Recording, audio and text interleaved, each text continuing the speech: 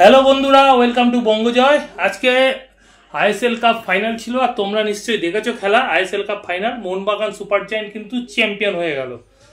Mohun Bagan super giant double করলো এবারে ISL shield এবং আইএসএল কাপ, তারা কিন্তু চ্যাম্পিয়ন হলো।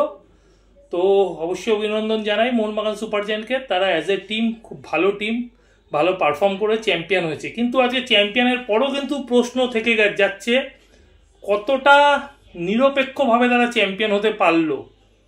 এর আগে মোহনবাগান সুপার জায়ান্টের ম্যাচে একাধিক ম্যাচে রেফারিং নিয়ে প্রশ্ন হয়েছিল যে রেফারির দ্বারা তারা সাহায্য পাচ্ছে। আর আজ কিন্তু আরও একবার প্রশ্ন উঠবে যে ভারতীয় ফুটবলে কেন ভার দরকার। প্রথম অর্ধে কিন্তু মোহনবাগান সুপার জায়ান্টের বিরুদ্ধে বেঙ্গালুরু এফসিকে একটি জেনুইন পেনাল্টি দেওয়া হয়নি, জেনুইন পেনাল্টি, যেটি নাকি রায়ান উইলিয়ামসের ক্রস সরাসরি হাতে লাগে সুভাশিস বোসের।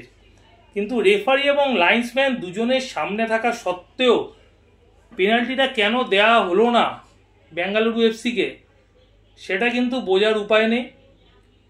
তারপরেও বেঙ্গালুরু এফসি লিড পেয়েছিল, কিন্তু মোহনবাগান সুপার জায়ান্ট যে গোলটা করলো পেনাল্টি থেকে জেসন কামিংস, সেই গোলটার ক্ষেত্রে কিন্তু রেফারির বদন্যতা ছাড়া কিছু ছিল না। জেসন কামিংসের ফ্লিক না গোলমুখে ছিল না কিছু, সেখানে চিংলেনসানা সিং পড়ে গেছিল মাঠে এবং আনফর্চুনেটলি তার হাতে বলটা লাগে। রেফারি কিন্তু সাথে সাথে কোনো দিকে তাকায়নি, সাথে সাথে কিন্তু পেনাল্টি, মানে মোহনবাগানকে একটা পেনাল্টি দিতে হবে এরকম কিন্তু একটা স্লট পুরোপুরি তৈরি ছিল। আর ঠিক সেই মুভমেন্টেই কিন্তু পেনাল্টিটা দিয়ে দিল এবং জেসন কামিংস গোল করলো। আর পিটার কেটলে, যিনি নাকি ভারতীয় ফুটবলের রেফারিদের ইনচার্জ, ইংল্যান্ড থেকে নিয়ে আসা হয়েছে, ইস্টবেঙ্গল ম্যাচে যখন নাকি তাকে প্রশ্ন করা হয়েছিল যে বিষ্ণুর শটটি আপুইয়ার হাতে লাগা সত্ত্বেও কেন পেনাল্টি না, বলেছিল ইচ্ছাকৃত না। তাহলে আজকে চিংলেনসেনার শটটা কি করে ইচ্ছাকৃত হলো? মাফ করবেন, জেসন কামিংসের শট চিংলেনসেনার যেটা হাতে লাগলো সেটা কি করে ইচ্ছাকৃত হলো? সেটা তো গোলমুখেও ছিল না।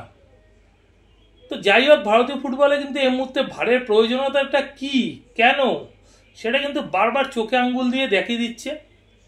আর আজকে এমন রেফারি বেঙ্গালুরু এফসিকে ডোবালো, তার সাথে কিন্তু গোলকিপার গুরপ্রীত সিংয়ের জঘন্য পারফরমেন্সও কিন্তু ডোবালো।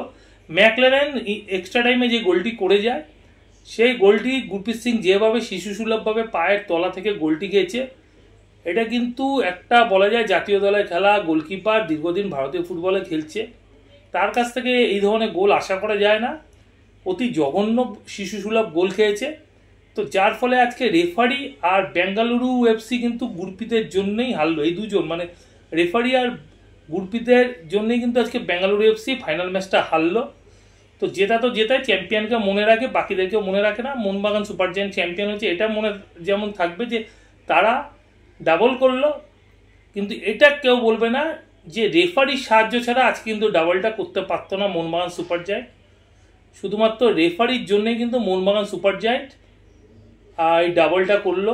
বলা যায় পুরো আইএসএলে একাধিক ম্যাচ, চেন্নাই, কেরালা থেকে শুরু করে East Bengal, Bengaluru, north east United, একাধিক ম্যাচে কিন্তু রেফারির সাহায্য নিয়েই কিন্তু মোহনবাগান সুপার জায়ান্ট যে আইএসএলে তরতর করে এগিয়ে গেছে, সেটা কিন্তু ফাইনালে এসেও এই বিতর্ক কিন্তু মোহনবাগান সুপার জায়ান্টের পিছু ছাড়ছে না।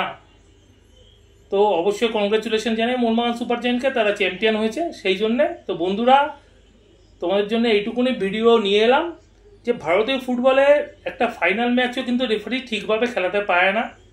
তো সেই জন্য মনে হলো একটা ছোট ভিডিও করা দরকার, তো সেই ভিডিওটা করলাম।